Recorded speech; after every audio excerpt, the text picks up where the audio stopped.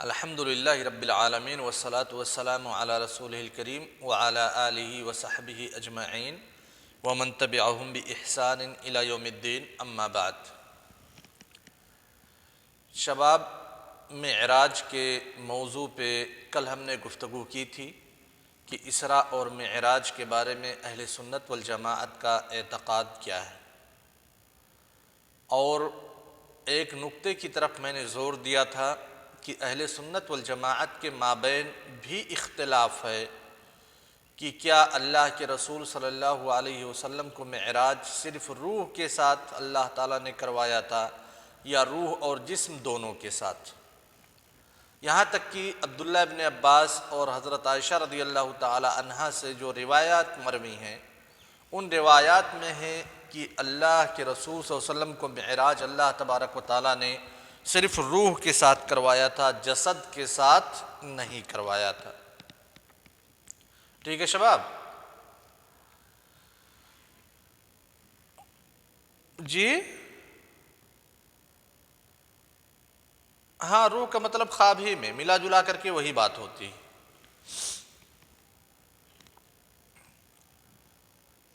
یہ مسئلہ، اس مسئلے پہ ترکیز کرنے کی ایک خاص وجہ ہے۔ اس وجہ پہ اس سے پہلے بھی گفتگو کر چکا ہوں، آج پھر اس کی طرف اشارہ کر دیتا ہوں، اور آج اس کے بعد آج کے موضوع میں داخل ہوں گے۔ ہمارے یہاں یعنی جو ہمارا معاشرہ ہے، ہندوستانی معاشرہ، جہاں ایک طرف تقلید نے اپنے قدم جمائے، تعصبانہ طور پہ تقلید لوگ کرنے لگے، اور اس کے نتیجے میں قرآن، حدیث، اخبار، اقوال سلف، یہ ساری چیزیں امام صاحب کے قول کے نیچے آ گئے۔ اسی کا رد عمل رہا، رد فعل رہا کہ تقلید کے مخالفین نے، اور تقلید کے جو سب سے بڑے مخالف ہیں وہ اہل حدیث ہیں، اہل حدیث نے اجتہاد کا دروازہ ہر ایک کے لیے کھول دیا۔ گرچہ ان کے علماء نے، ہمارے علماء کرام نے فتاوے صادر کیے، بحثیں لکھیں، مقالات لکھے کہ اجتہاد کون کر سکتا ہے، کون نہیں کر سکتا، مجتہد کے شروط کیا ہیں، وغیرہ وغیرہ، مضامین لکھے، آرٹیکلز لکھے، کتابیں لکھی، لیکن عملی طور پہ یہ باور کرایا گیا کہ تقلید یہ جہنم کا موجب ہے، اور اس سے نجات کا واحد راستہ اجتہاد ہے۔ لہذا اجتہاد، خواہ و جماعت ثالثہ میں بلوغ المرام پڑھنے والا طالب علم ہو، یا پھر فضیلت میں بخاری پڑھنے والا، یا عالمیت میں مسلم اور بخاری کا ورد کرنے والا، یا پھر کوئی فضیلت کر چکا ہو، ہر کوئی اپنے آپ کو مجتہد ہی سمجھتا ہے۔ یہ ایک غلطی ہے جو ہم افراد سے صادر ہوتی ہے۔ دوسری چیز اسی سے ملتی جلتی کہ واللہ عالم یہ مسئلہ ہمارے ذہن میں کہاں سے آیا کہ جو فروعی مسائل ہیں شریعت کے، یعنی فقہی مسائل، ان فقہی مسائل میں اختلاف کی تو گنجائش ہے، اختلاف کر سکتے ہیں، لیکن جو عقدی مسائل ہیں ان میں اختلاف کی ذرہ برابر گنجائش نہیں ہے۔ فقہی مسائل میں چاہے جتنا اختلاف کرے، فقہی مسائل میں اختلاف کرنے والے کی نہ تکفیر کی جائے گی، نہ تضلیل کی جائے گی، نہ تفسیق کی جائے گی، نہ تبدیع کی جائے گی۔ لیکن عقدی مسائل میں اختلاف کرنے والا، اگر تکفیر نہ کی گئی اس کی، تبدیع نہ کی گئی اس کی، تضلیل نہ کی گئی اس کی، تو تفسیق تو اس کی ضرور کی جائے گی۔ یہ کہاں سے آیا واللہ عالم۔ اس سے پہلے جس نقطے کی طرف میں نے اشارہ کیا تھا امتحان سے پہلے،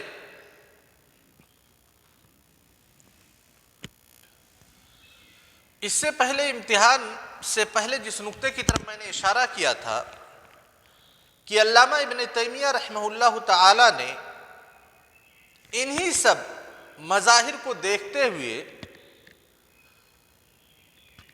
یہ تحریر کیا کہ علوم شریعت کی یا احکام شریعت کی تقسیم کرنا فروع اور اصول کی طرف یہ بدعت ہے، کیونکہ فروع اور اصول میں جب تقسیم کی گئی احکام شریعت تو اس کے نتائج بھی مرتب کیے گئے، اس کے ثمرات بھی مرتب کیے گئے، اور انہی ثمرات میں سے ایک ثمرہ یہ ہے کہ فروعی مسائل میں اختلاف کی گنجائش ہے لیکن اعتقادی مسائل میں اختلاف کی گنجائش نہیں ہے۔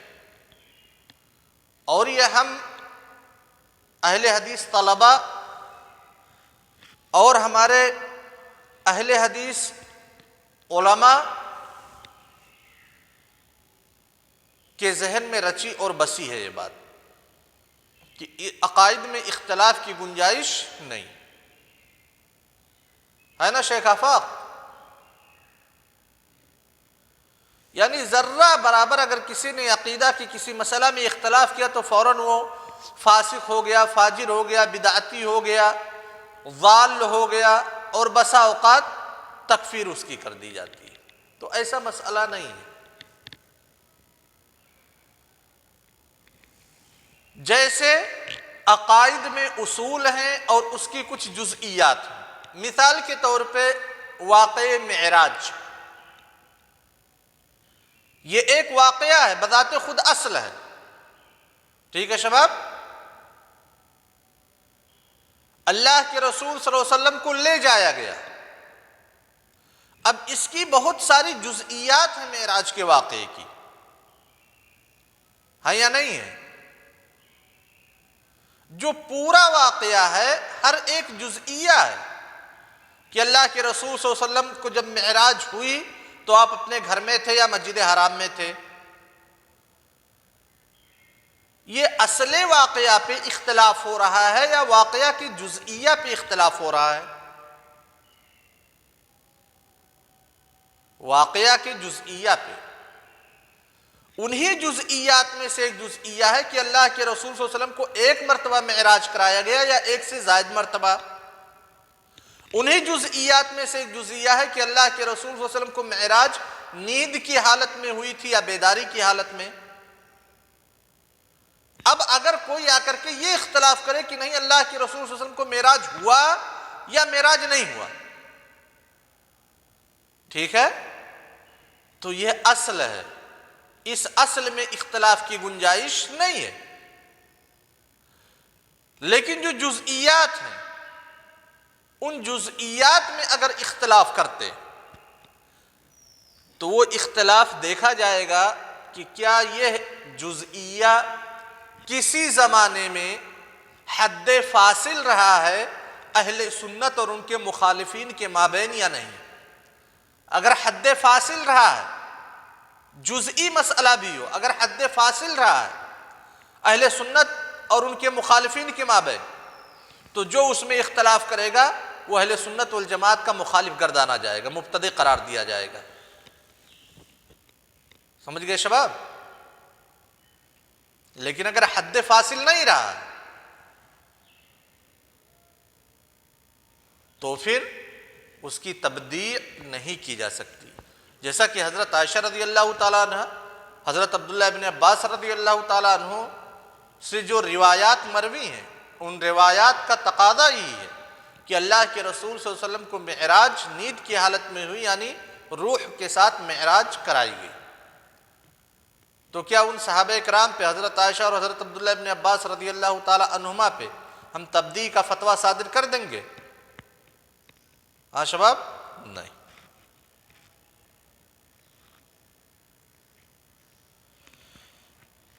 یہ کل کے درس سے متعلق اگر کوئی سوال ہے آپ لوگوں کے ذہن میں معراج کے واقعہ کے تعلق سے تو پھر آپ سوال کر سکتے ہیں۔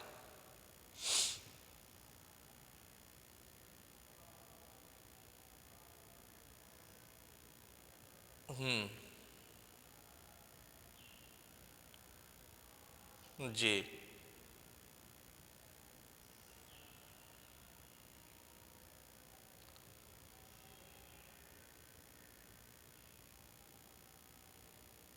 نہیں نہیں، وہاں تک تو صحیح ہے کہ جو اعتقادی مسائل میں اصول ہیں ان میں اختلاف نہیں کیا جا سکتا، یہ تمام علماء کا بالاتفاق فیصلہ ہے، لیکن جزئیات کوئی بھی عقدی مسئلہ ہو اس کے کسی بھی جزئیہ میں،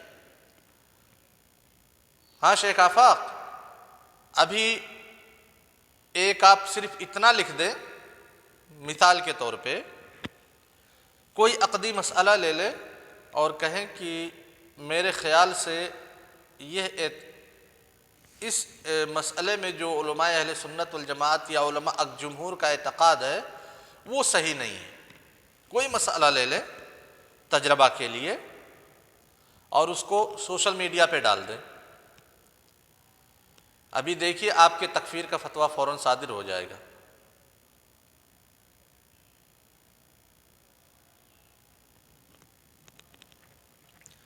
تو اگر اصول میں اختلاف ہوتا ہے تو اصول میں اختلاف تبدیع، تفسیق، تضلیل اور تکفیر کا باعث ہے، لیکن عقائد کی جزئیات میں اختلاف تفسیق، تبدیع، تضلیل اور تکفیر کا باعث نہیں ہے، الا یہ کہ وہ جزئیہ اہل سنت والجماعت اور ان کے مخالفین کے مابین حد فاصل اور حد فارق نہ رہا ہو۔ ٹھیک، آج کا درس ہے وہ بھی نبی صلی اللہ علیہ وسلم کے خصائص میں سے ایک خاصہ ہے، ایک خصوصیت ہے، جیسے اسراء اور معراج نبی صلی اللہ علیہ وسلم کے خصائص میں سے ایک خاصیت، اور نبی صلی اللہ علیہ وسلم کی قدر و منزلت بیان کرنے کے لیے علامہ طحاوی رحمہ اللہ نے ذکر کیا، ویسے ہی اللہ کے رسول صلی اللہ علیہ وسلم کی قدر و منزلت اور آپ کی خصوصیت بیان کرنے کے لیے علامہ طحاوی رحمہ اللہ کہتے ہیں والحوض الذي اکرمہ اللہ تعالی بہ غیاثا لامتہ حق، یعنی نبی صلی اللہ علیہ وسلم کے لیے اللہ تعالیٰ نے وہ حوض جو جس سے آپ صلی اللہ علیہ وسلم اپنی امتیوں کو سیراب کریں گے، وہ حوض حق ہے۔ اپنی امتیوں کو سیراب کرنے کے لیے نبی صلی اللہ علیہ وسلم کے لیے اللہ تبارک و تعالیٰ کی طرف سے حوض کا عطا کیا جانا یہ حق ہے، یعنی یہی اہل سنت والجماعت کا اعتقاد ہے۔ ہاں شباب، شیخ آفاق آپ نے وہ حوض دیکھا ہے؟ وہی جس کے بارے میں گفتگو ہو رہی ہے کہ اللہ کے رسول صلی اللہ علیہ وسلم کو ایک حوض دیا جائے گا تاکہ آپ اس حوض کے ذریعے سے اپنی امتیوں کو سیراب کر سکیں، آپ نے دیکھا ہے؟ دنیا کے کسی انسان نے دیکھا ہے؟ اچھا، حوض کی لمبائی چوڑائی کتنی ہوگی؟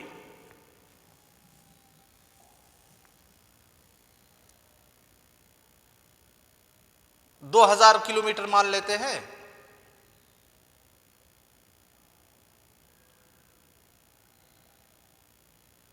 ہاں شباب،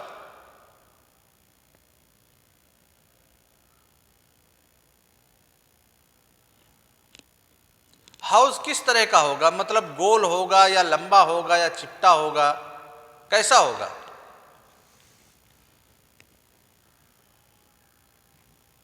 یار عجیب عالم ہو، کہتے ہو کچھ بھی نہیں معلوم ہے۔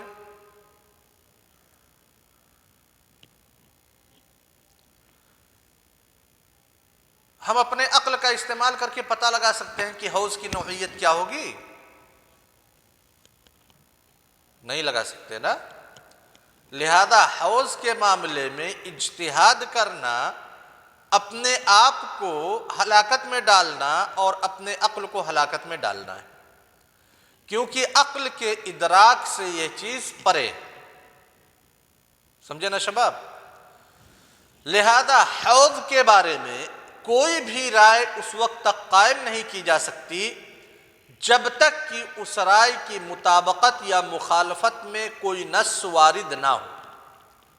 حوض کے بارے میں مکمل جانکاری کا دار و مدار یہ نصوص کے اوپر موقوف ہے، اخبار کے اوپر موقوف ہے۔ سمجھے نا شباب؟ اب اخبار میں کیا بتلایا گیا؟ اخبار جب کہا جاتا ہے تو مطلب نصوص شریعت، چاہے وہ قرآن ہو، چاہے احادیث ہو، یا صحابہ کرام کے وہ اقوال ہو۔ اور آپ لوگ مصطلح میں پڑھ چکے ہوں گے کہ کوئی صحابی اگر ایسی بات کہتا ہے جس میں اس کے رائے کی گنجائش نہیں ہے تو وہ موقوف نہیں بلکہ مرفوع کے حکم میں ہوگی۔ پڑھے ہیں نا؟ تو جیسے حوض یہ ایک عقدی مسئلہ ہے، آخرت کا اخروی معاملہ ہے، اس میں کوئی صحابی اپنی رائے سے کوئی بات کہیں گے؟ نہیں کہیں گے۔ جو اللہ کے رسول صلی اللہ علیہ وسلم سے سنا ہوگا یا نصوص سے سمجھا ہوگا انہی نصوص کی روشنی میں کہیں گے۔ ٹھیک ہے؟ تو اب نصوص کو ہم دیکھتے ہیں، نصوص میں کیا ہے۔ اتنا تو امام طحاوی رحمہ اللہ نے کلیئر کر دیا کہ اہل سنت والجماعت کا اعتقاد ہے کہ حوض اللہ کے رسول صلی اللہ علیہ وسلم کو عطا کیا جائے گا، جس حوض کے ذریعہ سے اللہ کے رسول صلی اللہ علیہ وسلم اپنی امتیوں کو پانی پلائیں گے۔ اگر حوض کے موضوع پر گفتگو کرنے والی احادیث اور روایات کو ہم دیکھیں تو وہ تواتر کے درجے تک پہنچتی ہیں۔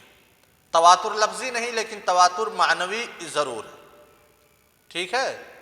انہی میں سے اللہ کے رسول صلی اللہ علیہ وسلم کا قول انصار کے بارے میں انکم ستلقون بعدی اثرا فاصبروا حتی تلقونی علی الحوض، کہ میرے بعد جو تمہیں آزمائش میں ڈالا جائے گا، چاہے مالداری دے کر کے، چاہے فقیری دے کر کے، لوگوں کو ظلم و ستم تمہارے اوپر ڈھا کر کے، جو جس بھی قسم میں تمہیں آزمایا جائے گا تو تم لوگ اے انصار صبر کرنا۔ تمہاری اور میری ملاقات حوض پر ہوگی۔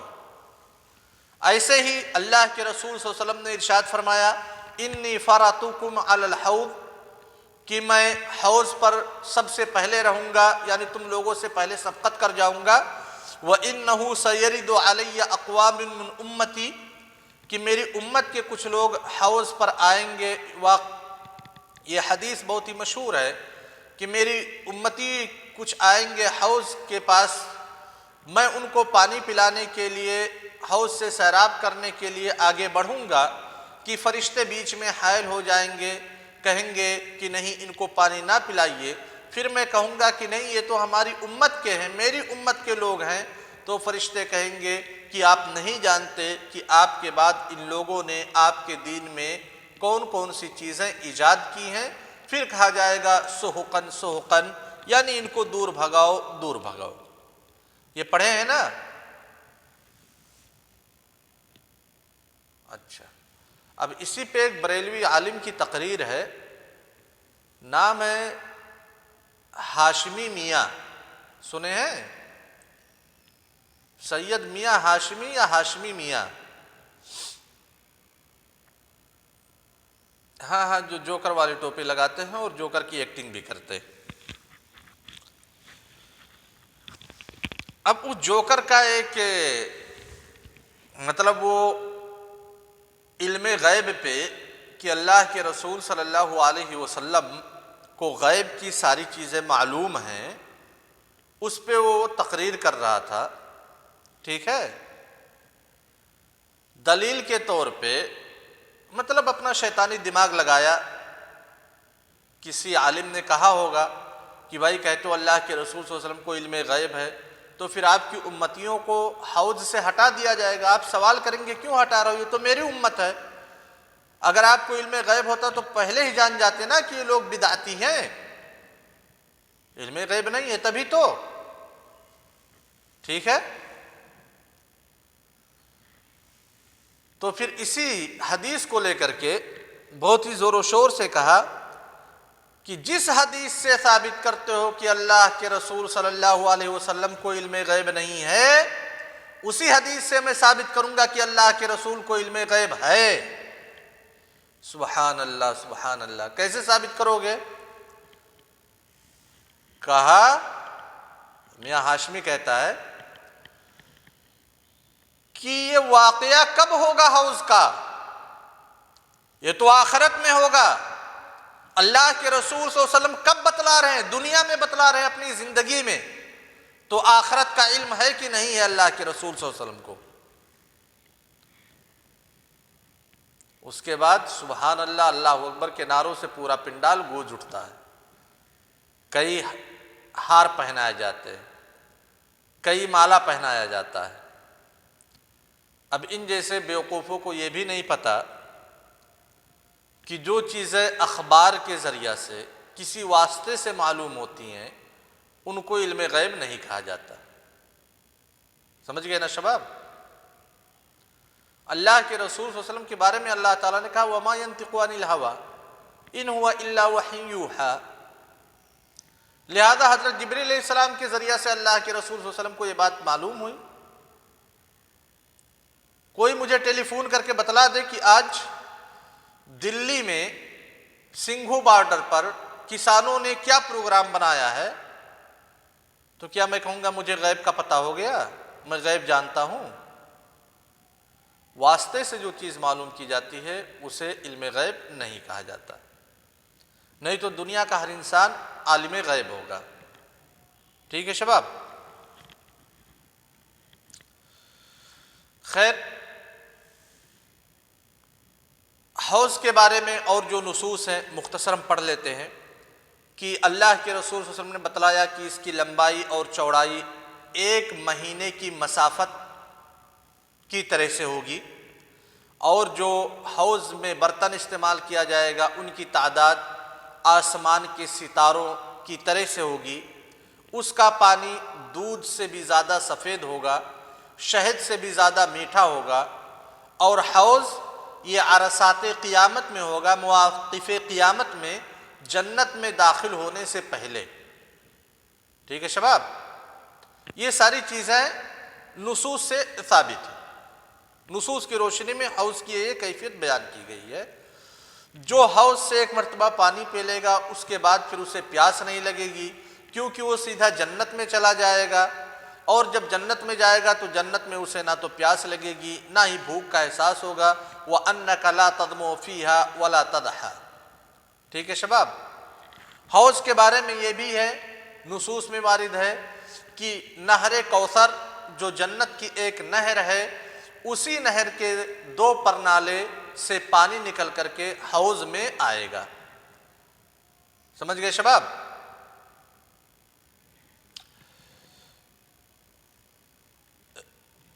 اس کے بعد امام طحاوی رحمہ اللہ نے اسی وجہ سے کہا ہے وَالْحَوْضُ الَّذِي أَكْرَمَهُ اللَّهُ تَعَالَى بِهِ غِيَاثًا لِأُمَّتِهِ حق، کہ اہل سنت والجماعت کا اعتقاد، حتمی اعتقاد یہ ہے کہ حوض یہ حق ہے، برحق ہے، اس کی حقیقت ہے۔